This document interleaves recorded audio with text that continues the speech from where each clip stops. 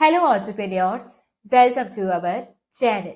So, we have started our series for Class 12 Indian Economic Development, chapter wise previous year question paper series. So, now why this series is important? क्योंकि CBSE के कुछ favourite topics हैं जो वो हर साल पूछता है. कभी एमसीक्यू, कभी डिस्क्रिप्टिव, कभी केस बेस्ड, पर यही कुछ टॉपिक्स हैं जो हर बार रिपीट होते हैं. तो अगर आपने पिछले 5 साल के क्वेश्चन पेपर को डिटेल से स्टडी किया हुआ है, डिटेल इन द सेंस कि अगर एमसीक्यू में भी कोई क्वेश्चन पूछा गया है तो आपने उसको केस बेस्ड और डिस्क्रिप्टिव की भी तैयारी की हुई है, तो easily you can score 70 out of 80 marks सिर्फ उस टॉपिक को अच्छे से प्रिपेयर करने के बाद. Okay, but Indian economic development में प्रॉब्लम ये है कि हमारे पास पिछले 5 साल के क्वेश्चन पेपर्स नहीं है. हमारे पास सिर्फ 3 साल के सिस्टमैटिक क्वेश्चन पेपर्स हैं. इसके पहले आपकी क्लास 12th में माइक्रो और मैक्रो चलता था, लेकिन अभी कुछ साल से ही मैक्रो और इंडियन इकोनॉमिक डेवलपमेंट को स्टार्ट किया गया है.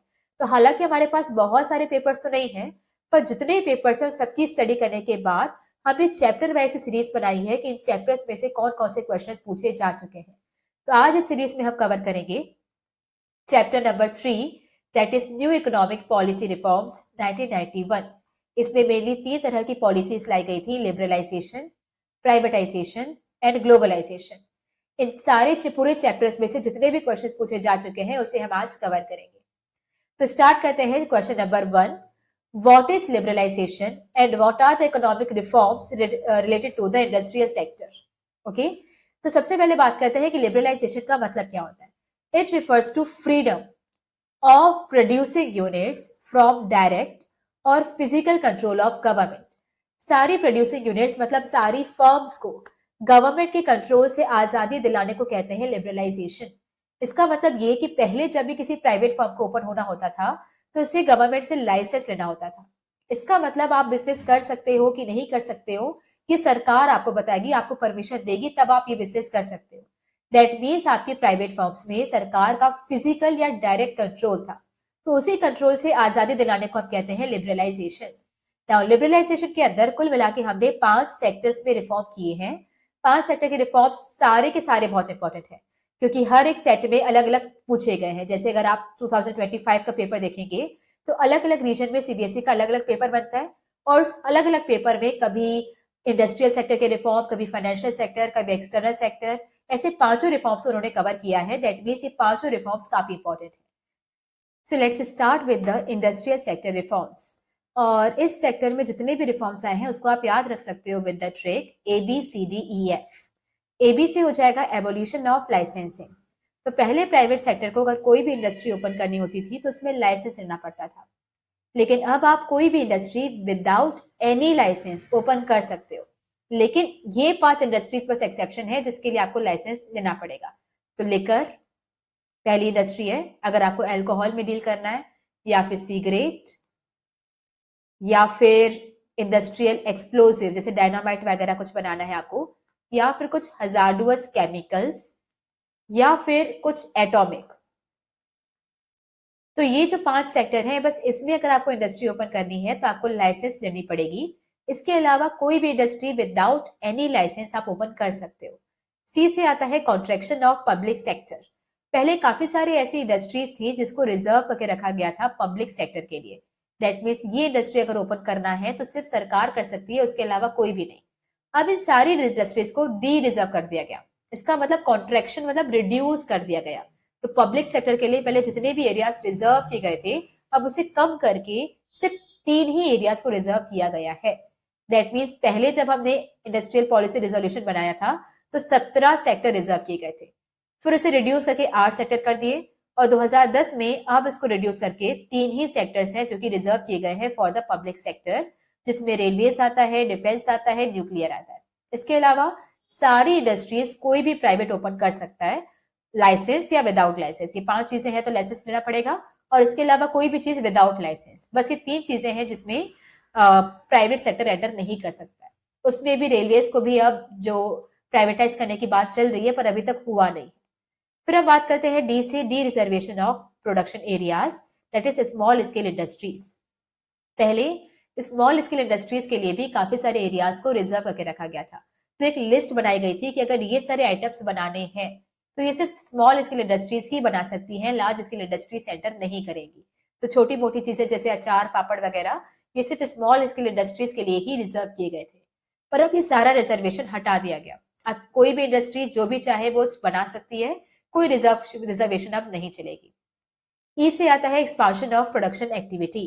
तो पहले क्या होता था कि आपको अगर इंडस्ट्री स्टार्ट करनी है तो भी एक लाइसेंस लो, और फिर उसकी ब्रांचेस वगैरह एक्सपांड करनी है तो अगेन आपको लाइसेंस लेना पड़ता था। लेकिन अब आप एक्सपांशन कर सकते हो of production activity without any license. फिर आता है एफ से freedom to import capital goods. Now capital goods ऐसे गुड्स होते हैं जो कि मशीन्स होती है जो आप यूजफुल होते हैं फॉर फर्दर प्रोडक्शन। तो दो तरह के गुड्स होते हैं, कंज्यूमर गुड्स और कैपिटल गुड्स। कंज्यूमर गुड्स जिसे कंज्यूमर यूज करता है for their direct satisfaction of wants, लेकिन कैपिटल गुड्स ऐसे गुड्स होते हैं जो कि मशीन्स वगैरह जो कि प्रोड्यूसर यूज करते हैं और ज्यादा सामान को बनाने के लिए। तो अगर आप कैपिटल गुड्स को इंपोर्ट करना चाह रहे हो तो बिना किसी लाइसेंस के आप उसे इंपोर्ट कर सकते हो, मतलब मशीन्स टेक्नोलॉजी इजिली आप किसी भी कंट्री से इंपोर्ट कर सकते हो। Next we will cover financial sector reforms. और फाइनेंशियल सेक्टर में आते हैं आपके banks, non banking financial corporations. Now bank और नॉन बैंक में फर्क ये होता है कि बैंक दो काम करते हैं, आपसे पैसा एक्सेप्ट करते हैं एज ए डिपॉजिट और जरूरत पड़ने पर आपको लोन भी देते हैं। कुछ नॉन बैंकिंग फाइनेंशियल कॉर्पोरेशंस होते हैं जो आपको सिर्फ लोन तो दे सकते हैं लेकिन आपका पैसा डिपॉजिट में नहीं रख सकते, तो वो अपना पैसा यूज करते हैं आपको लोन देने के लिए। तो चाहे वो बैंकिंग हो, चाहे फिर वो नॉन बैंकिंग सेक्टर हो, या फिर स्टॉक एक्सचेंज मार्केट हो जहां शेयर्स एंड डिबेंचर्स बेचे जाते हैं।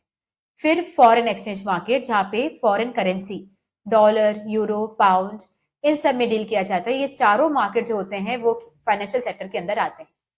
तो फाइनेंशियल सेक्टर में आते हैं आपके banks, non banks, stock exchange market, financial sector market. तो ये जो सारे आपके फॉरेन एक्सचेंज मार्केट, तो ये जो सारे मार्केट्स होते हैं ये आपके फाइनेंशियल सेक्टर के अंदर आते हैं। पहले इन चारों सेक्टर में स्पेशली आपके बैंक्स में आरबीआई जो था वो काम करता था एज अ रेगुलेटर, और अब उसका रोल जो है वो चेंज करके कर दिया गया है फैसिलिटेटर। रेगुलेट करने का मतलब होता है कि पहले वो कंट्रोल किया करता था और अब वो फाइनेंशियल सेक्टर की हेल्प करता है, फैसिलिटेट करता है। तो पहले वो काम करता था एज अ रेगुलेटर और अब एज अ फैसिलिटेटर। ना रेगुलेटर की तरह पहले वो क्या करता था, इंटरेस्ट रेट को फिक्स करता था खुद कि कौन सी बैंक कितना इंटरेस्ट देगी या लोन पर कितना इंटरेस्ट लेगी, ये आरबीआई उन्हें बताता था। लेकिन अब ये सारे इंटरेस्ट रेट को डिसाइड करती है market forces, that means demand और सप्लाई। तो जिस बैंक की डिमांड ज्यादा है तो वो अपने हिसाब से रेट्स बढ़ा सकती हैं, और जिसकी डिमांड कम है वो अपने हिसाब से रेट्स कम कर सकती है। तो अब ये सारी चीजें डिसाइड करती हैं मार्केट फोर्सेस। इसके अलावा इसकी वजह से प्राइवेट बैंक्स का ओपन होना ज्यादा आसान हो गया है। पहले क्या होता था, आरबीआई क्योंकि रेगुलेट करता था तो काफी डिफिकल्ट होता था बैंक्स के लिए काम करना। तो सरकार तो बैंक ओपन करती थी पर प्राइवेट बैंक्स बहुत कम थी। लेकिन जब से आरबीआई अब एज अ फैसिलिटेटर काम करता है, प्राइवेट बैंक्स के लिए भी ओपन होना बहुत आसान है। और प्राइवेट बैंक्स मतलब डोमेस्टिक कंट्री के अंदर की बैंक्स भी यहाँ ओपन हो सकती हैं, और इंटरनेशनल बैंक्स भी यहाँ पर अब ओपन हो सकती हैं, कोई इशू नहीं है। फिर आता है एफआईआई। एफआईआई का मतलब होता है फॉरेन इंस्टीट्यूशनल इन्वेस्टमेंट। जब कोई फॉरेनर पर्सन चाहता है कि हमारे यहाँ की बैंक्स में पैसा इन्वेस्ट करे, तो पहले भी वो कर सकता था बट अप टू 40%, लेकिन अब हमने उनकी लिमिट बढ़ा के कर दी है 74%। तो बाहर के मर्चेंट बैंकर्स, म्यूचुअल फंड्स या बाहर का कोई भी फॉरेनर अगर हमारे यहाँ की फाइनेंशियल सेक्टर में पैसा इन्वेस्ट करना चाहता है तो वो 74% तक का इन्वेस्टमेंट कर सकता है। फिर आता है branches expansion program, without any approval आप कर सकते हो। तो अगर आपको बैंक ओपन करने की परमिशन एक बार मिल गई थी तो आपको हर बार ब्रांच एक्सपांशन करने के लिए परमिशन लेने की जरूरत नहीं है। विदाउट एनी अप्रूवल, बिना कोई परमिशन लिए आप अपने ब्रांचेस एक्सपांड कर सकते हो। तो ये कुछ रिफॉर्म्स आए थे फाइनेंशियल सेक्टर के अंदर, जो कि banking, non banking, stock exchange और फॉरेन एक्सचेंज चारों सेक्टर्स में आए थे। आरबीआई पहले इसमें एज ए रेगुलेटर काम करता था, अब एज ए फैसिलिटेटर। मार्केट जो इंटरेस्ट रेट थे पहले आरबीआई डिसाइड करता था, अब मार्केट फोर्सेस डिसाइड करती है। पहले प्राइवेट बैंक्स का ओपन होना बहुत मुश्किल था, अब वो इजिली ओपन हो सकते हैं। एफआईआई पहले 40% था, अब 74% है, और इसके अलावा ब्रांचेस एक्सपांड हो सकती है विदाउट एनी अप्रूवल। तीसरे रिफॉर्म्स आए थे हमारे टैक्स रिफॉर्म्स।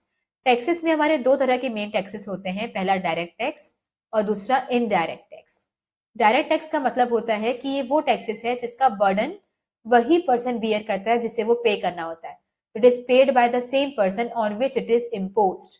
जैसे for example income tax. Income tax अगर मेरा है तो मुझे ही पे करना पड़ेगा और इसका बर्डन भी मैं ही बियर करूंगी। लेकिन इनडायरेक्ट टैक्स में उसे पे कोई और करता है, उसका बर्डन कोई और बियर करता है।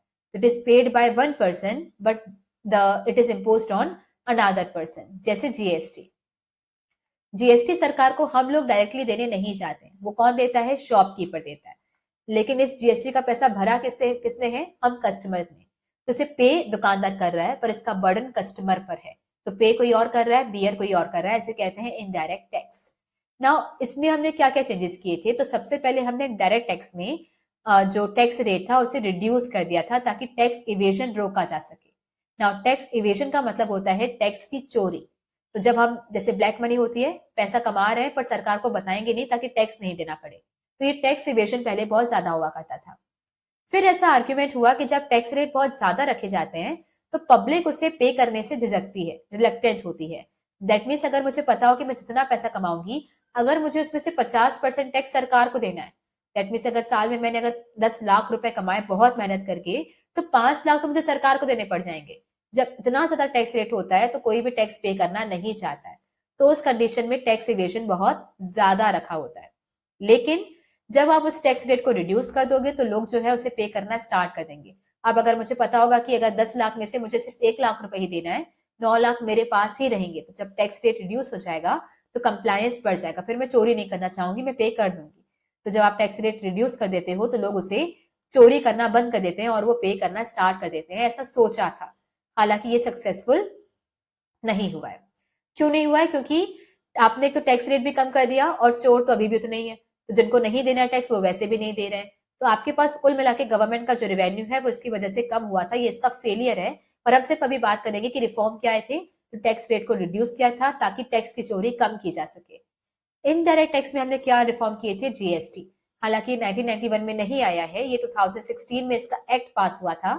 1 जुलाई 2017 से इसे लागू किया गया है। इसमें हमने क्या रिफॉर्म किए थे कि 17 तरह के जो अलग अलग टैक्सेस थे उसको हमने मर्ज करके अब एक ही टैक्स बना दिया है, जो कि हम कहते हैं GST. One tax, one nation, one tax. Okay, तो आप कहीं भी किसी भी स्टेट में चले जाओ, आपको उस सामान पे उतना ही टैक्स देना पड़ेगा, वो है जीएसटी। ये थे टैक्स रिफॉर्म्स। इसके बाद हम बात करते हैं फॉरेन एक्सचेंज रिफॉर्म्स या फिर एक्सटर्नल सेक्टर रिफॉर्म्स। दोनों यही है। फॉरेन एक्सचेंज मतलब डॉलर्स और एक्सटर्नल सेक्टर मतलब इंडिया के बाहर, है ना, दूसरी कंट्रीज के रिगार्डिंग हमने क्या क्या चेंजेस किए थे। तो पहला ये चेंजेस लाया क्यों गया था? क्योंकि हमारा बीओपी क्राइसिस में चल रहा था। नाउ बीओपी का मतलब होता है balance of payment. Balance of payment. Now balance of payment crisis में कब होता है? बैलेंस ऑफ पेमेंट एक ऐसा अकाउंट होता है जिसमें रिकॉर्ड किए जाते हैं सारे monetary transaction of one country with the rest of the world. तो हमारी इंडिया के बाकी सारी कंट्रीज के साथ जो भी लेन देन की गई होगी वो इस बीओपी में रिकॉर्ड होगी। तो हमने उन्हें सामान बेचा तो यहाँ रिकॉर्ड होगा, उनसे सामान खरीदा तो रिकॉर्ड होगा, हमने लोन दिया तो रिकॉर्ड होगा, लिया तो भी रिकॉर्ड होगा। तो वो सारे ट्रांजेक्शन जो हमने बाकी सारी कंट्रीज के साथ किए हैं वो बीओपी में रिकॉर्ड होते हैं। ना जब भी हम किसी को पैसा देते हैं, मतलब हमारा पैसा यहाँ से जाता है, तो वो डेबिट साइड पे रिकॉर्ड होता है। और जब हम पैसा रिसीव करते हैं तो क्रेडिट साइड पे रिकॉर्ड होता है। Debit expenses and losses, credit incomes and gains. तो हमने पैसा कमाया है तो क्रेडिट, और हमने पैसा दिया है तो डेबिट साइड पे रिकॉर्ड होगा। अगर हमने कुल मिला के ज्यादा पैसा कमाया है, मान लो 50,000 रुपए कमाए हैं और पेमेंट की है सिर्फ 10,000 की, तो ये 40,000 सरप्लस माना जाएगा। लेकिन अगर ये उल्टा हो जाए, हमने कमाया सिर्फ 10,000 है और पेमेंट कर दी 50,000 की, तो अब जो ये 40,000 है इसे क्राइसिस मतलब डेफिसिट माना जाएगा। तो बीओपी क्राइसिस में चल रहा था, दैट मीन्स हम बाकी सारी कंट्रीज को ज्यादा पेमेंट दे रहे थे और हमें उतनी इनकम रिसीव नहीं हो रही थी। तो इसको करेक्ट करने के लिए हमने ये रिफॉर्म्स लाए ना। रिफॉर्म्स में पहला रिफॉर्म ये था कि हमने अपनी करेंसी का कर दिया था डीवैल्यूएशन। डीवैल्यूएशन का मतलब होता है अपनी खुद की करेंसी की वैल्यू कम कर देना। तो ये कैसे होता है? मान लो पहले अगर $1 में 50 रुपए थे, तो अब हमने क्या कर दिया? $1 में 60 रुपए कर दिया। क्योंकि ऐसा ऐसे हुआ कि हमारी करेंसी की वैल्यू कम हो गई। कैसे? पहले अगर मुझे $1 का सामान खरीदना होता था तो 50 रुपए देने पड़ते थे, लेकिन अब अगर मुझे $1 का सामान खरीदना है तो 60 रुपए देने पड़ेंगे। दैट मीन्स रुपीज की वैल्यू कम हो चुकी है। इसे करने का फायदा क्या था? अगर इसे करोगे तो आपकी कंट्री के एक्सपोर्ट बढ़ेंगे और इम्पोर्ट कम हो जाएंगे। एक्सपोर्ट बढ़ेंगे दैट मीन्स आप दूसरी कंट्रीज को सामान ज्यादा बेचोगे तो आपको इनकम रिसीव होगी, और इम्पोर्ट बंद कर दोगे, बाहर से कोई सामान मंगवाओगे ही नहीं तो पेमेंट जाना बंद हो जाएगी। तो जब इनकम आएगी, पेमेंट कम हो जाएगी, तो बीओपी क्राइसिस अपने आप ठीक हो जाएगा। और ये काम कैसे करेगा, एक्सपोर्ट क्यों बढ़ेंगे? अभी क्लियरली बात है कि पहले कोई भी पर्सन, कोई भी फॉरेनर अगर हमारे यहाँ से सामान खरीदता था तो उसे $1 में 50 रुपए जितना सामान मिलता था। लेकिन अब उसके अगर वो $1 दे रहा है तो उसे कितने का सामान मिलेगा, 60 रुपए का। तो ऑब्वियस सी बात है कि वो हमारे यहाँ से खरीदारी करना स्टार्ट कर देंगे। दैट मीन्स हमारी कंट्री का एक्सपोर्ट बढ़ जाएगा। ऑन द अदर हैंड, जब हम लोग उनकी कंट्री से सामान खरीदने जाएंगे, तो पहले जब हम 50 रुपए देते थे तब हमें $1 का सामान मिलता था, लेकिन अब उसी $1 के लिए हमें 60 रुपए देने पड़ेंगे।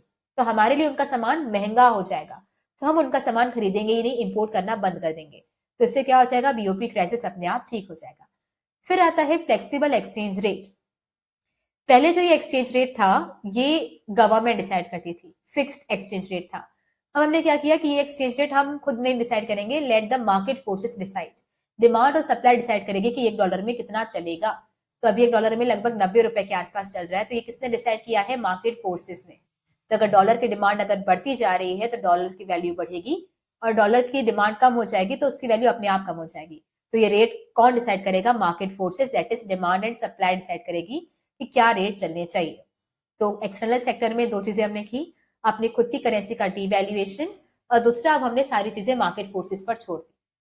फिर हम बात करते हैं last, trade and investment policy reforms. तो पहले हम बात करेंगे कि इन्वेस्टमेंट और ट्रेड। ट्रेड का मतलब होता है लेन देन करना, और इन्वेस्टमेंट मतलब तो पता ही है, कहीं पे पैसा लगाना किसी कंट्री में। तो इसमें हमने मेनली हमारा फोकस एरिया क्या था, तीन चीजें। तो हम चाहते थे कि हमारी कंट्री में फॉरेन इन्वेस्टमेंट अब ज्यादा आए, तो बाहर के जो लोग हैं वो हमारी कंट्री में पैसा लगाना स्टार्ट करें, हमारे यहाँ पे इंडस्ट्रीज बनाए, मल्टीनेशनल कंपनीज बनाए, यहाँ का इंफ्रास्ट्रक्चर डेवलप करने का ट्राई करें। दूसरा, हम चाहते थे कि बाहर की कंट्री की बेस्ट टेक्नोलॉजी हमारे इंडिया में आए, तो bringing efficient foreign technology in the country, बाहर की अच्छी से अच्छी बेहतरीन टेक्नोलॉजी का यूज हम लोग करें। और इससे होगा क्या, इंटरनेशनल कॉम्पिटिटिवनेस बढ़ेगी। तो पहले जब बाहर का कोई सामान हमारे यहाँ पे नहीं आ रहा था, कोई टेक्नोलॉजी नहीं आ रही थी, तो हम कोई कंपटीशन फेस नहीं कर रहे थे, तो हम अपना ट्राई भी नहीं कर रहे थे कि हम अच्छा सामान बनाए। अब जब बाहर के लोग हमारे यहाँ पे सामान भेजेंगे, बाहर की टेक्नोलॉजी आएगी, बाहर का पैसा आएगा, तो इससे क्या होगा, कंपटीशन बढ़ेगा, और हमारे यहाँ के लोग अब ज्यादा एफर्ट्स करेंगे अच्छा सामान बनाने के लिए। तो मेनली हमारे तीन फोकस एरियाज थे। इसके लिए हमने क्या क्या किया, उन रिफॉर्म्स को आप याद रख सकते हो with the trick QT. Q से हो जाएगा क्वांटिटेटिव रेस्ट्रिक्शन को हमने हटा दिया ना। क्वांटिटेटिव रेस्ट्रिक्शन होते क्या है, इसको शॉर्ट में कहते हैं कोटास ना। कोटास क्या होते हैं, पहले हमने क्या किया था कि हम बाहर से अगर कोई भी सामान मंगवाएंगे, इम्पोर्ट करेंगे, तो उसमें क्वांटिटेटिव रेस्ट्रिक्शन हुआ करता था। दैट मीन्स कि 10,000 यूनिट से ज्यादा आप साल भर में बाहर से नहीं मंगवाओगे। तो आपको चाहे कितनी डिमांड हो, कितनी जरूरत हो, एक लिमिट सेट की गई थी कि आप इतना ही मंगवा सकते हो बाहर से, इससे ज्यादा नहीं। सेम अगर आपको बाहर एक्सपोर्ट भी करना है तो एक लिमिट सेट की गई थी, रेस्ट्रिक्शन, कि इससे ज्यादा आप सामान बाहर नहीं भेज सकते। लेकिन अब हमने सारे कंज्यूमर गुड्स में, सारे एग्रीकल्चर गुड्स में ये पूरे तरह के क्वांटिटेटिव रेस्ट्रिक्शन को हटा दिया था। तो आपको जितना सामान चाहिए उतना मंगवा सकते हो, जितना चाहिए उतना बेच सकते हो, सारे रेस्ट्रिक्शन अब खत्म हो चुके थे। टी से आता है टैरिफ रेट्स। अगर आप कोई भी कंट्री से, मतलब कोई भी सामान बाहर से मंगवा रहे हो, इम्पोर्ट कर रहे हो, तो उसमें आपको जो ड्यूटीज पे करना पड़ता था, टैक्सेस, वो अब कम कर दिया गया।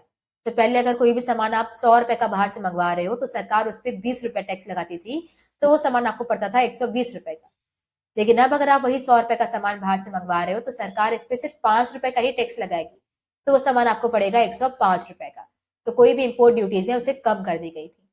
फिर आता है रिमूवल ऑफ इम्पोर्ट लाइसेंसिंग। तो बाहर से सामान मंगवाने से पहले आपको लाइसेंस लेना पड़ता था, अब कोई लाइसेंस आपको नहीं लेना पड़ेगा except for hazardous and environment sensitive goods. अगर आप कोई ऐसा सामान मंगवाना चाहते हो जो कि आपकी कंट्री के एनवायरमेंट के लिए अच्छा नहीं है, हमारे एनवायरमेंट को कुछ नुकसान पहुंचा सकता है, तब तो आपको लाइसेंस लेना पड़ेगा। लेकिन इसके अलावा कोई भी सामान आपको मंगवाना है तो विदाउट एनी लाइसेंस आप मंगवा सकते हो। इसके बाद आता है removal of export duties. Import duties हमने क्या किया था, कम की थी, बट एक्सपोर्ट ड्यूटीज हमने माफ ही कर दी। अगर आपको अपनी कंट्री का सामान बाहर बेचना है तो बहुत अच्छी बात है, बेचते रहो, आपको कोई भी ड्यूटी पे नहीं करनी है। तो 100 रुपए का सामान अगर पहले आप बेचते थे, उस पर सरकार 20 रुपए का टैक्स लगाती थी, तो वो दूसरी कंट्रीज में 120 रुपए का बिकता था। लेकिन अब अगर आपका वो सामान 100 रुपए का है तो सरकार एक भी रुपए टैक्स नहीं लेगी। तो दैट मीन्स आप 100 रुपए में ही वो सामान दूसरी कंट्री में बेच सकते हो, और जब दूसरी कंट्रीज का आपका सामान सस्ते में पड़ेगा तो वो ज्यादा खरीदेंगे। तो मेन फोकस एरिया ये था कि बाहर का इन्वेस्टमेंट आना चाहिए, बाहर की टेक्नोलॉजी आनी चाहिए, कंपटीशन बढ़ना चाहिए। क्या किया इसके लिए हमने? क्यूटी, क्वांटिटेटिव रेस्ट्रिक्शन को हटा दिया, टैरिफ रेट्स को कम कर दिया, देन इंपोर्ट लाइसेंसिंग को खत्म कर दिया कुछ एनवायरमेंट सेंसिटिव चीजों को छोड़कर, और एक्सपोर्ट ड्यूटीज को भी हमने खत्म कर दिया। ये इतना था हमारा लिबरलाइजेशन, दैट्स इट।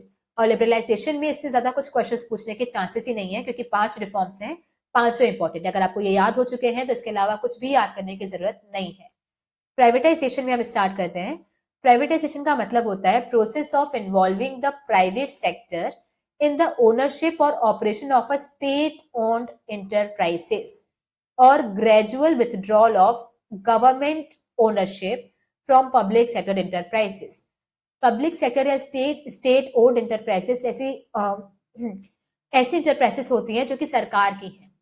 तो वो सारी कंपनीज, सारे कॉरपोरेशंस या सारे डिपार्टमेंट्स जो सरकार चला रहे हैं, उसमें सरकार के ओनरशिप को कम कर देना और प्राइवेट के ओनरशिप को बढ़ा देना, इसे कहते हैं प्राइवेटाइजेशन। दैट मीन सभी अगर कोई कंपनी है जिसमें सरकार के 100% शेयर होल्डर्स हैं, तो सारे जो शेयर्स हैं वो सरकार के नाम पर है। अगर इसमें से 40% शेयर सरकार बेच दे प्राइवेट को, तो शेयर क्या हो जाएगा? 40-60 या 60-40, जिसमें 60% सरकार के पास में है और 40% प्राइवेट के पास में है। तो इस प्रोसेस को हम क्या कहेंगे? प्राइवेटाइजेशन। तो किसी भी पब्लिक सेक्टर एंटरप्राइज से अगर सरकार अपने शेयर होल्डिंग ओनरशिप कम कर देते हैं और प्राइवेट की ओनरशिप बढ़ा देते हैं, तो उसे हम कहते हैं प्राइवेटाइजेशन। तो involving private sector in the public sector enterprises, पहले प्राइवेट सेक्टर नहीं था, अब उसको भी इंक्लूड करो, इस प्रोसेस को हम क्या कहेंगे? प्राइवेटाइजेशन। इसको करने के आपके पास दो तरीके हैं और ये पूछा जा चुका है, तो दैट मींस ये बहुत इंपॉर्टेंट है।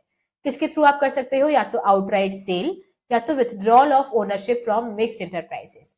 आउटराइट सेल का मतलब है कि अगर कोई सरकार की कंपनी है, फॉर एग्जांपल बीएसएनएल, इसका प्राइवेटाइजेशन करना है तो दो तरीके हैं, या तो आप इसको पूरा को पूरा बेच ही दो, तो पूरी कंपनी को प्राइवेट सेक्टर को बेच दो, दैट मीन्स अब इस कंपनी का सरकार के साथ कोई भी लेना देना नहीं है, इसे कहते हैं आउटराइट सेल।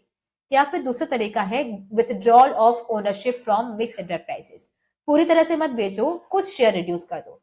तो अभी बीएसएनएल के 100% शेयर आपके पास थे, तो एक काम करो, 60% अभी भी अपने पास रखो, 40% किसी और को दे दो। तो बस इसको इन्वॉल्व करो, एंटर करने दो, पूरी तरह से इसे मत बेचो। तो ये भी एक तरीका है प्राइवेटाइजेशन का।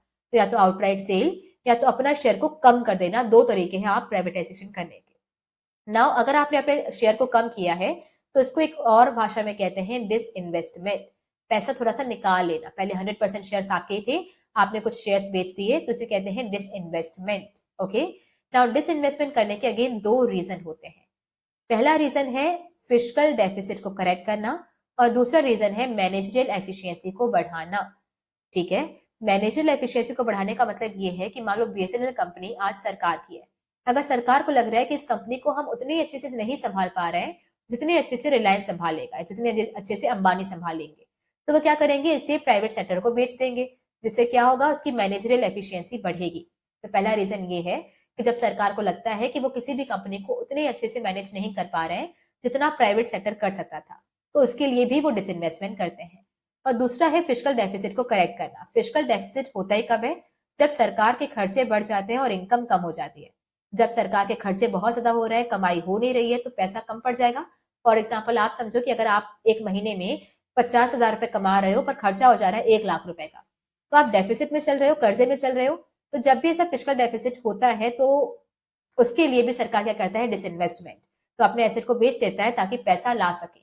लेकिन अगर ये मैनेजरियल एफिशिएंसी के लिए हो रहा है तब तो बहुत अच्छी बात है, लेकिन अगर ये फिस्कल डेफिसिट को ठीक करने के लिए हो रहा है तो खराब बात है।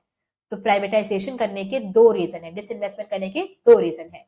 या तो आप उसकी एफिशिएंसी के लिए कर रहे हो तब बहुत अच्छी बात है, लेकिन अगर आप फिस्कल डेफिसिट को करेक्ट करने के लिए कर रहे हो कि आपको लग रहा है कि खर्चे बहुत बढ़ते जा रहे हैं, पैसा नहीं है, तो पैसा कमाते हैं कंपनीज को बेचकर, तब ये बहुत खराब बात है।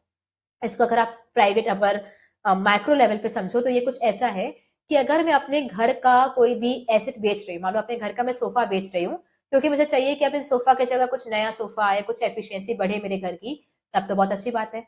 लेकिन अगर मैं अपने घर का एसेट बेच रही हूँ, सोफा बेच रही हूँ क्योंकि मेरी कमाई नहीं है, तो मैं चाहती हूँ घर का राशन आ जाए, इसके लिए सोफा बेचकर कुछ का पैसा कमा लूँ, तब ये क्या दिखाता है कि मेरी सिचुएशन अच्छी नहीं है। तो एफिशिएंसी के लिए बहुत अच्छी बात है, लेकिन फिस्कल डेफिसिट के लिए किया जा रहा है तो गलत बात है। पर हमारे कंट्री में जब भी डिसइन्वेस्टमेंट हुआ है वो फिस्कल डेफिसिट को करेक्ट करने के लिए ही हुआ है। अब हम बात करते हैं कि इसमें क्वेश्चन कैसा आया था कि government of India sold its entire 100% stake in Air India, Tata Sons Tata Sons, the original founder of Air India, won the bid and purchased the airline for 18,000 crores. तो ये करके उन्होंने क्या किया है? प्राइवेटाइजेशन किया है। प्राइवेटाइजेशन करने के कितने तरीके थे? 2 तरीके थे, या तो आउटराइट सेल या तो डिसइन्वेस्टमेंट। उन्होंने क्या चूज किया? पूरा का पूरा शेयर ही बेच दिया। दैट मींस उन्होंने क्या किया? आउटराइट सेल कर दिया। फिर हम बात करते हैं कि रैशनल बिहाइंड डिसइन्वेस्टमेंट। अगर आप डिसइन्वेस्टमेंट करना चाहते हो तो इसके लिए और भी क्या क्या रीजंस होते हैं। तो पहला है reduce the financial burden on government. तो कई बार जो पब्लिक सेक्टर अंडरटेकिंग्स होती हैं, दैट मीन सरकार की जो कंपनीज होती हैं, वो लॉसेस में चल रही होती है, तो सरकार को उसे फाइनेंशियल सपोर्ट देना होता है। तो मान लो सरकार की कोई कंपनी है, वो उन्होंने बनाई है ताकि पब्लिक को वेलफेयर भी हो जाए और कुछ पैसा भी कमा लेंगे, पर लगातार उसमें क्या हो रहा है? लॉस हो रहा है। तो वो लॉस का पैसा कौन भरेगा? सरकार भरेगा। तो सरकार उसको फाइनेंशियली सपोर्ट करता है। तो कई बार अगर हम उस कंपनी को बेच दें, डिसइन्वेस्टमेंट कर दें, तो सरकार का ये जो बर्डन है वो कम हो जाएगा। मान लो अगर बीएसएनएल हर साल 10 करोड़ का लॉस कर रही है, तो ये 10 करोड़ रुपए कहाँ से आएंगे? ये सरकार भरेगी। अगर वो कंपनी को बेची दे तो उनका ये जो बर्डन है वो रिड्यूस हो जाएगा। फिर आता है इम्प्रूव एफिशिएंसी। कई बार जो प्राइवेट सेक्टर होते हैं उनका मैनेजमेंट ज्यादा एफिशिएंट होता है और ज्यादा प्रॉफिट ओरिएंटेड होता है देन द गवर्नमेंट कंपनीज। तो सरकार कोई कंपनी चला रही है तो सिर्फ वो प्रॉफिट के लिए नहीं चलाती, तो उतनी एफिशिएंटली होता भी नहीं है काम। लेकिन प्राइवेट सेक्टर करेगा तो प्रॉफिट के लिए करेगा, ज्यादा अच्छे से काम करेगा। तो इसके लिए भी अगर हम उन शेयर्स को बेच दें प्राइवेट इंडिविजुअल्स को, तो उसकी परफॉर्मेंस और प्रोडक्टिविटी बढ़ जाएगी। फिर आता है तीसरा, रेज रेवेन्यू। कई बार जो सरकार है उसके पास फिस्कल डेफिसिट होता है, मतलब खर्चा बढ़ चुका होता है, पैसा कम हो चुका होता है, तो अब पैसा कमाने के लिए भी वो ये सारी कंपनीज को बेचती है। फिर आता है एनकरेज कंपटीशन। जब तक उसे सरकार संभाल रहा है उसमें कोई कंपटीशन नहीं है, क्योंकि सरकार का कोई कंपटीशन नहीं होता है, सरकार कंट्री में एक ही चलती है। लेकिन प्राइवेट पार्टिसिपेशन अगर उसमें बढ़ेगा तो कंपटीशन बढ़ेगा, और जब कंपटीशन बढ़ता है तो क्वालिटी अच्छी हो जाती है और प्राइसेस गिर जाते हैं। ठीक है, फिर हम बात करते हैं कि इतना ही था प्राइवेटाइजेशन। प्राइवेटाइजेशन के लॉसेस भी होते हैं पर वो अभी तक पूछे नहीं गए हैं, तो इस लेक्चर में तो हम कवर नहीं करेंगे। लास्ट में हम एक लेक्चर बनाएंगे जिसमें हम हर एक चैप्टर के कुछ कुछ टॉपिक्स उठाएंगे जो अब तक नहीं पूछे गए हैं पर अब पूछने के चांसेस हैं, तो उसे हम एक साथ कवर करेंगे। अभी हम बात करते हैं लास्ट, ग्लोबलाइजेशन। ग्लोबलाइजेशन का मतलब होता है it is a process for India with, अच्छा नहीं, पहले हम बात करते हैं ग्लोबलाइजेशन का मतलब क्या होता है। Increasing openness with other countries, increasing integration with other countries. तो जब एक कंट्री बाकी सारी कंट्रीज के साथ ओपननेस बढ़ा देती है, रिलेशंस को बढ़ाती है, उनसे इंपोर्ट एक्सपोर्ट करना स्टार्ट कर देती है, तो उसे हम कहते हैं ग्लोबलाइजेशन करना। ओके, नाउ ग्लोबलाइजेशन के सिर्फ पॉजिटिव रिजल्ट थे, ऐसा उन्होंने सीबीएसई में पूछा गया था कि क्या उसके पॉजिटिव रिजल्ट ही होते हैं। डिफेंड या रिफ्यूट द गिवन स्टेटमेंट, या तो आप इस स्टेटमेंट के सपोर्ट में बात करो या इसके अगेंस्ट में बात करो। क्या क्या ग्लोबलाइजेशन सिर्फ अच्छी चीजें करता है, इसकी कोई बुराइयां नहीं है? तो आप क्या बताओगे कि इसके कुछ पॉजिटिव इम्पैक्ट्स भी होते हैं, पर ऐसा नहीं है कि इसकी कुछ बुराइयां नहीं है, तो इसकी कुछ बुराइयां भी हैं। तो पहले आप बताओगे कि इसके पॉजिटिव इफेक्ट क्या होते हैं। Increase in the foreign investment, इसमें से आप कोई भी 2 पॉइंट याद रख सकते हो। फॉरेन इन्वेस्टमेंट का मतलब क्या है कि जब आप ग्लोबलाइज कर देते हो, बाकी सारी कंट्रीज के साथ रिलेशन इंप्रूव करते हो, तो फॉरेनर्स आपकी कंट्री में पैसा लगाना स्टार्ट कर देते हैं, तो आपकी कंट्री में एफडीआई, फॉरेन डायरेक्ट इन्वेस्टमेंट, बढ़ने लगता है, जिससे आपकी कंट्री में प्रोडक्शन बढ़ेगा, एम्प्लॉयमेंट बढ़ेगा। तो बाकी सारी कंट्रीज, अगर बाकी सारे जो फॉरेनर्स हैं वो आपकी कंपनी, आपकी कंट्री में अगर इन्वेस्टमेंट कर रहे हैं, दैट मीन्स वो आपके यहाँ पे इंडस्ट्रीज बना रहे हैं, कंपनीज बना रहे हैं, तो उन कंपनीज में काम कौन करेगा? आपके लोग। तो एम्प्लॉयमेंट बढ़ेगी, और उस कंपनी से अगर हमारी कंट्री में बन रही है तो हमारे यहाँ पे प्रोडक्शन भी बनेगा, बढ़ेगा। फिर हम बात करते हैं दूसरा, merit growth of IT and service sector. आपका यही रीजन था ग्लोबलाइजेशन, जिसकी वजह से हमारी कंट्री में आउटसोर्सिंग बढ़ा है। और आउटसोर्सिंग का मतलब होता है कि जब दूसरी कंट्री अपना पार्ट ऑफ बिजनेस हमें दे देती है तो उसे कहते हैं आउटसोर्सिंग। जैसे सारी टेलीकॉम कंपनीज अगर यूएस में है तो उनके जो कॉल सेंटर्स हैं वो हमारी कंट्री में ओपन है, या फिर कोई शू मेकिंग इंडस्ट्री है जो किसी और कंट्री में है लेकिन वो उसका सोल हमसे बनवा रही है, तो उसे कहते हैं आउटसोर्सिंग। अपने पूरे बिजनेस का अगर एक पार्ट आप किसी और कंट्री को देते हो तो उसे कहते हैं आउटसोर्सिंग। और हमारे यहाँ पे स्पेशली कॉल सेंटर्स के लिए ये आउटसोर्सिंग ज्यादा होती है। तो हमारा IT sector, information and technology sector और बिजनेस प्रोसेस आउटसोर्सिंग हमारे यहाँ पे ज्यादा होती है। फिर आता है better quality and variety of goods. Consumers को क्या मिलते हैं? अगर आप फॉरेन जो गुड्स है अगर वो यहाँ पे आने लग जाएंगे, इंपोर्ट एक्सपोर्ट इजी हो जाएगा, तो हमारे यहाँ के कस्टमर इजिली वो गुड्स खरीद सकते हैं जो आपके यहाँ पे नहीं बनते पर वो बहुत अच्छे गुड्स हैं। तो कंज्यूमर को अच्छी क्वालिटी के सस्ते फॉरेनर गुड्स मिल जाते हैं। ठीक है, जैसे हमारे यहाँ पे जो सामान बनता है वो महंगा है, चाइना का सामान सस्ता आता है। तो अगर आपका ये ग्लोबलाइजेशन अगर होगा तो आपको अच्छा सामान सस्ते में खरीदने का मौका मिलेगा। फिर आता है increase in the export. Globalization की वजह से आप ही अपने अच्छी क्वालिटी का सामान है वो ग्लोबल मार्केट में बेच सकते हो, तो ये इसकी अच्छाइयां थी। बुराइयां क्या है? नेगेटिव इफेक्ट्स भी होते हैं इसका, क्योंकि पहला रीजन है इंक्रीज्ड फॉरेन कंपटीशन। अगर आपका फॉरेन कंपटीशन बढ़ेगा तो जो इंडियन इंडस्ट्रीज है उनके लिए मुश्किल हो जाएगा फॉरेन कंपटीशन को फेस करना।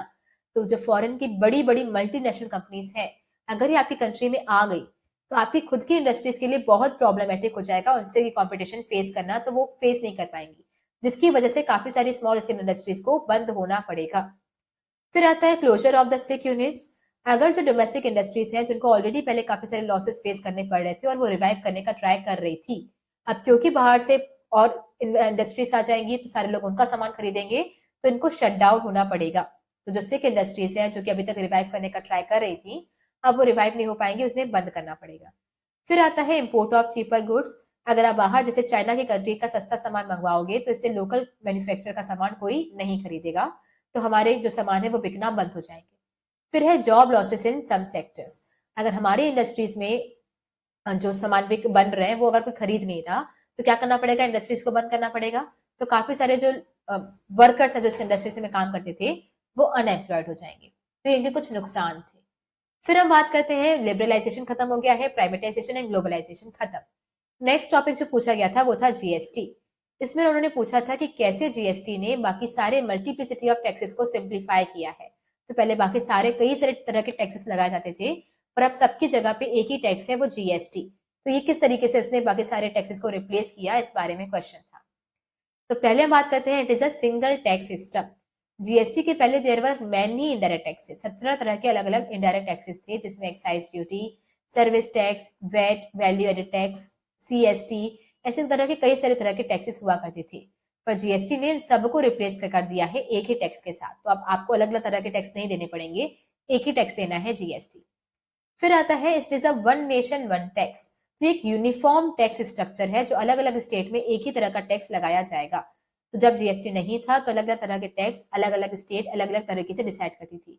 तो से अगर मान लो सर्विस टैक्स है तो वो एमपी में अगर 5% का है तो यूपी में 6% का होगा, कहीं और 8% का होगा।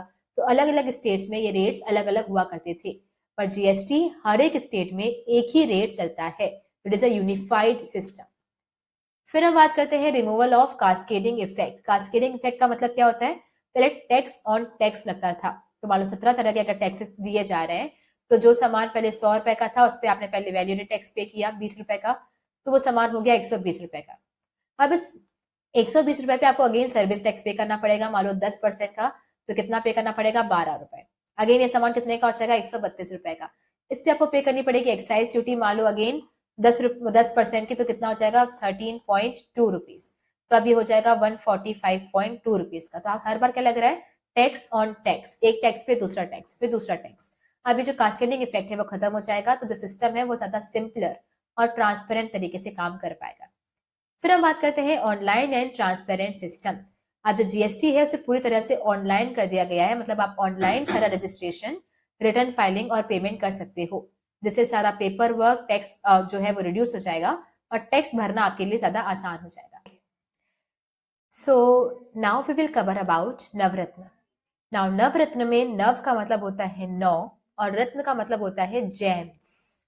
नाउ 9 जेम्स का मतलब ये है कि 1991 में कुछ ऐसे पब्लिक सेक्टर इंटरप्राइजेस जो कि बहुत अच्छा परफॉर्म कर रहे थे, उनको डिसाइड किया गया था कि अब इन्हें ज्यादा ऑटोनॉमी, ज्यादा पावर्स दी जाएगी in comparison to the others, ताकि वो और भी अच्छा परफॉर्म कर सकें। तो उनको हमने डिक्लेयर कर दिया था कि ये हमारे 9 रत्न है, नवरत्न है ये। ओके, 9 ऐसी कंपनीज थी। ये किसकी लीडरशिप में किया गया था? तो पीवी नरसिम्हा जी की लीडरशिप में, और उस टाइम पे हमारे finance minister as well as prime minister भी कौन थे? मनमोहन सिंह। तो फाइनेंस मिनिस्टर, प्राइम मिनिस्टर दोनों ही उस टाइम पे कौन थे? मनमोहन सिंह। फिर हम बात करते हैं कि नवरत्न का मतलब क्या है? 9 जेम्स। ये हमारे कुछ top profit making public sector enterprises थी, जिनको हमने ज्यादा डिसीजन मेकिंग फ्रीडम दिया हुआ था कि अब इनको सरकार से पूछने की जरूरत नहीं है, काफी सारे डिसीजन ये अपने आप से कर सकते हैं। इसके कुछ एग्जाम्पल थे, जैसे BEL, Bharat electronics limited, Hindustan aeronautic limited. ये दोनों कुछ ऐसी कंपनीज थी जो कि नवरत्न में शामिल थी। इसके अलावा इससे ऊपर का दर्जा भी कुछ कंपनी को दिया जाता है जिसका नाम होता है महारत्न। जैसे ये नवरत्न है, इनसे ऊपर का जो दर्जा होगा वो होगा महारत्न। और इससे नीचे जो होगा वो है मिनी रत्न।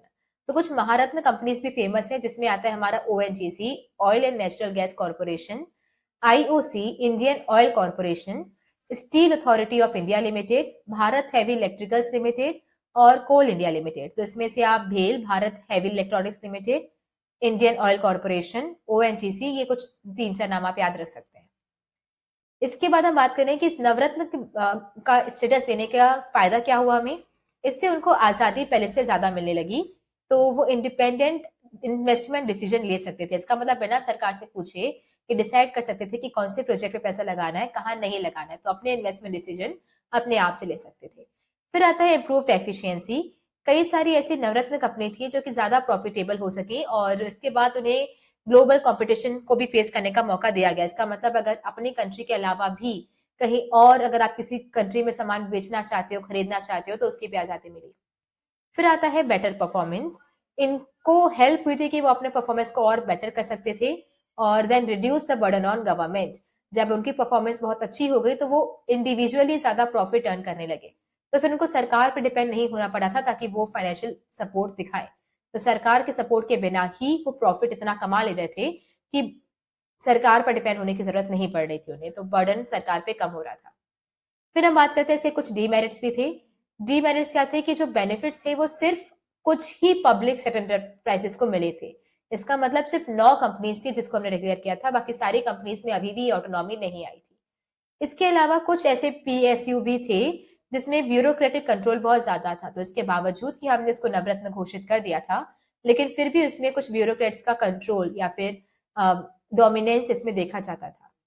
फिर हम बात करते हैं कि परफॉर्मेंस हर नवरत्न कंपनी की अच्छी नहीं हुई थी। कुछ कंपनीज की बहुत अच्छी हुई भी थी और कुछ कंपनीज की परफॉर्मेंस उतनी अच्छी नहीं थी जितनी होनी चाहिए थी। फिर हम बात करते हैं one of the most important question, that is difference between the tariff and non tariff barriers. Now जब हम बात करते हैं लिबरलाइजेशन, प्राइवेटाइजेशन, ग्लोबलाइजेशन की, तो उसमें हम बात करते हैं कि हमने बैरियर्स हटा दिए थे। तो कौन कौन से बैरियर्स हटाए थे? तो मेनली 2 तरह के होते हैं, tariff and non tariff. Tariff barriers का मतलब होता है टैक्स रिलेटेड बैरियर्स जो कि इंपोर्टेड गुड्स पे लगाए जाते हैं ताकि हम उसे और भी ज्यादा एक्सपेंसिव कर सकें। तो फॉर एग्जाम्पल चाइना को कोई सामान जो यहाँ पे 100 रुपए में बिकना चाहिए था, हम उसमें 40 रुपए की ड्यूटी लगा देंगे, तो वो सामान यहाँ पे कितने का बिकेगा? 140 का। और अगर वो महंगा हो गया तो यहाँ के लोग उसे खरीदेंगे नहीं। तो उससे और ज्यादा एक्सपेंसिव करने के लिए जब हम उसमें हैवी ड्यूटीज लगाते हैं तो उसे कहते हैं टैक्स बैरियर्स। इसका मेन पर्पस होता है कि हमारी खुद की इंडस्ट्रीज को प्रोटेक्ट करना फ्रॉम फॉरेन कॉम्पिटिशन। अगर चाइना का माल यहाँ सस्ते में बिकता तो हमारे यहाँ की इंडस्ट्रीज का माल कोई नहीं खरीदता। तो उन इंडस्ट्रीज को प्रोटेक्ट करने के लिए हम चाइना के माल पर या फिर किसी भी इंपोर्टेड सामान पर ड्यूटीज बढ़ा देते हैं। तो एग्जाम्पल क्या हो जाएगा कि अगर हम कोई भी बाहर की फॉरेन कार्स को इम्पोर्ट कर रहे हैं तो उस पर 20% की इम्पोर्ट ड्यूटीज लगाएंगे, तो क्या हो जाएगा? उसकी प्राइस इंक्रीज हो जाएगी। तो वो लोग जो है वो हाई प्राइस की कार को खरीदने की बजाय वो इंडिया की कार्स को ही ज्यादा प्रेफर करेंगे।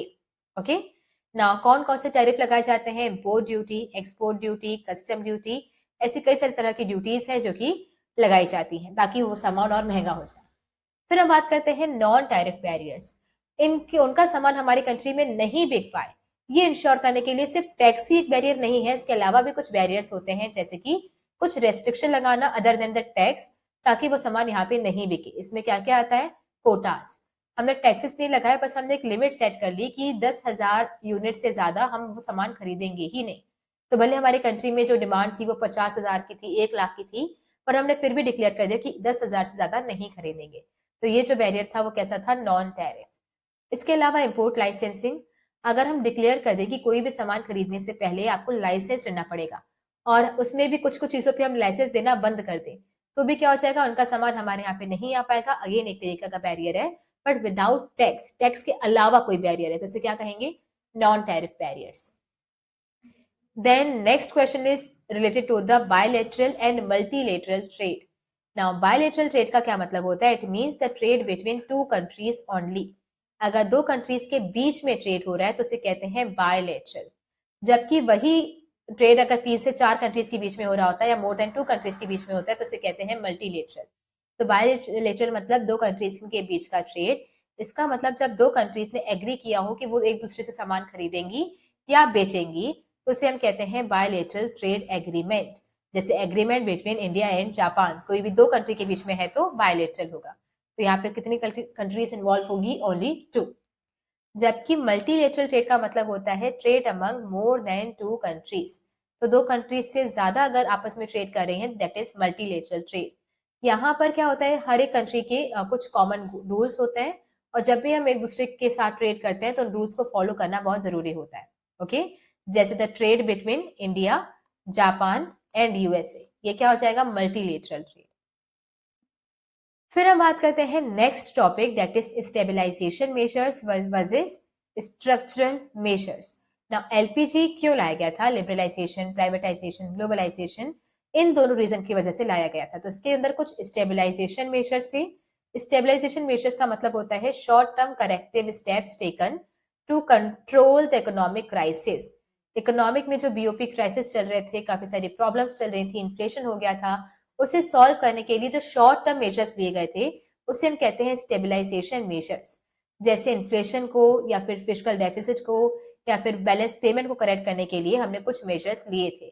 क्या क्या लिए थे? हमने कहा था कि भैया फिस्कल डेफिसिट मतलब बहुत ज्यादा है, दैट मीन्स गवर्नमेंट का खर्चा ज्यादा है, इनकम कम है, तो क्या कर दो, गवर्नमेंट का खर्चा कम कर दो। या फिर टैक्सेस बढ़ा दो, टैक्सेस बढ़ जाएंगे तो भी क्या हो जाएगा, गवर्नमेंट की इनकम बढ़ जाएगी। तो या तो खर्चा कम करो या फिर इनकम बढ़ा दो। खर्चा कम करेंगे या फिर इनकम बढ़ाने के लिए टैक्सेस को बढ़ा देंगे। इसके बाद फिर बीओपी क्राइसिस में था, इसके लिए हमने क्या किया, डीवैल्यूएशन। ताकि बीओपी क्राइसिस में कब होता है, जब आपके इंपोर्ट्स बढ़ जाते हैं, एक्सपोर्ट कम हो जाते हैं। जैसे ही आप अपने करेंसी का डीवैल्यूएशन करोगे, रिवर्स हो जाएगा, एक्सपोर्ट बढ़ने लगेंगे, इंपोर्ट कम होने लगेंगे, और इंपोर्ट पे कंट्रोल कर दो। तो ये जो सारे मेजर्स थे वो टेम्पररी थे, ऐसा नहीं था कि परमानेंटली हमने ये कम कर दिया था। कुछ टाइम के लिए हमने इसे करेक्ट किया था ताकि हमारा इन्फ्लेशन, बीओपी, फिस्कल डेफिसिट, ये सब करेक्ट हो सके। लेकिन कुछ इसके अंदर, इस एलपीजी रिफॉर्म्स के अंदर स्ट्रक्चरल मेजर्स भी थे। स्ट्रक्चर का मतलब होता है long term reforms to improve the overall structure of the economy. कुछ ऐसे रिफॉर्म्स जो बहुत लंबे टाइम के लिए लाए गए हैं ताकि हमारी इकोनॉमी की एफिशिएंसी को और ग्रोथ को बढ़ाया जा सके। जैसे लिबरलाइजेशन क्यों लाए थे? ताकि प्राइवेट इंडस्ट्रीज को ओपन होते टाइम पे कोई भी रेस्ट्रिक्शन फेस नहीं करना पड़े।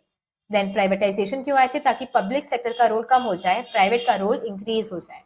फिर ग्लोबलाइजेशन, ताकि बाकी सारी कंट्रीज के साथ हमारा इंटीग्रेशन या ओपननेस बढ़े, ताकि हम आपस में ज्यादा ट्रेड कर सके। तो ये सारे जो हमने मेजर्स लाए थे वो इसलिए लाए थे ताकि इकोनॉमी, इंडियन इकोनॉमी का जो फ्रेमवर्क है उसे चेंज कर सके। फ्रेमवर्क का मतलब है कि अभी हमारी जो इकोनॉमी है वो स्टेगनेंट है, बैकवर्ड अभी तो उतनी नहीं है, पर आजादी के टाइम पे, स्पेशली 1991 के टाइम पे जितना स्टेगनेंट बैकवर्ड इकोनॉमी थी, उसको वापस से करेक्ट करने के लिए ये सारे मेजर्स लाए गए थे। देन अगर हम इसे टेबल वाइज पढ़ें तो दोनों में क्या डिफरेंस होता है? Nature. Stabilization measures short term के लिए होते हैं, छोटे टाइम पीरियड के लिए लाए जाते हैं, पर स्ट्रक्चरल लंबे टाइम के लिए चलता है। इसमें मेनली हमारा पर्पस क्या था? ताकि हम इन्फ्लेशन को ठीक कर सके, बीओपी क्राइसिस को ठीक करें या फिजिकल डेफिसिट को ठीक करें। यहाँ पर हमारा इकोनॉमिक स्ट्रक्चर को इम्प्रूव करना, हमारा बैकवर्डनेस या स्टेग्नेशन को हटाना। मेन फोकस क्या होती है? Demand management. डिमांड मैनेजमेंट मतलब कि अभी सिचुएशन की जो डिमांड है हम उसे फुलफिल कर सकें। यहाँ पर सप्लाई साइड रिफॉर्म किए जाते हैं ताकि ज्यादा गुड्स एंड सर्विसेज को हम सप्लाई कर सकें। फिर आता है एग्जाम्पल, मेनली फिजिकल डेफिसिट को रिड्यूस करना, और यहाँ पे जो थे वो एलपीजी रिफॉर्म्स, जैसे लिबरलाइजेशन, प्राइवेटाइजेशन एंड ग्लोबलाइजेशन, ये सारे रिफॉर्म्स ले आना। Okay, so that's it for today. Chapter number 3 यहीं पर खत्म होता है। सारे पीवाईक्यूज हमने कवर कर लिए हैं। अगर आपको ये सेशन इंटरेस्टिंग लग रहा हो, कुछ इन्फॉर्मेटिव लग रहा हो, तो please like, share and subscribe. और कोई भी डाउट्स हो, कोई कंप्लेंट्स हो, सजेशंस हो, तो please let us know in the comment section. Thank you.